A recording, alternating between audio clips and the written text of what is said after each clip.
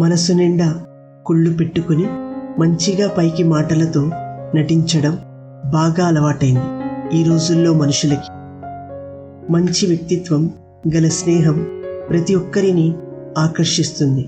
ఎవరున్నా ఎక్కడున్నా రాళ్ళల్లో ముత్యం వలె కనిపిస్తుంది.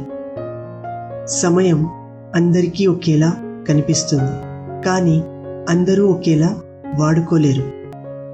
మీతో మాట్లాడడానికి టైం లేనంత బిజీగా ఉన్నామని చెప్పేవారి మాటలు నమ్మకండి. వారికి కావాల్సిన జాబితాలో మీరు లేరన్న నిజాన్ని గ్రహించండి.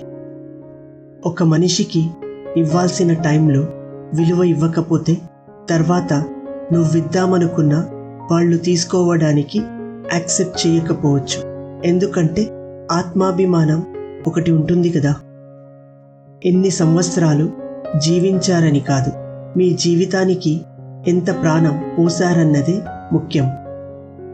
ఏ బంధానికైతే మనం బానిస అవుతామో ఆ బంధానికి ఎప్పుడూ మనం బరువైపోతాం.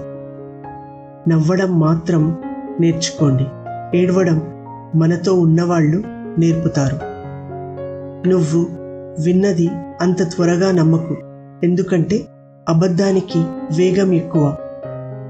మనతోనే ఉంటూ మన చెడు కోరేవాళ్ళు మన శత్రువుల కంటే పెద్ద ప్రమాదకరమైన మనుషులు.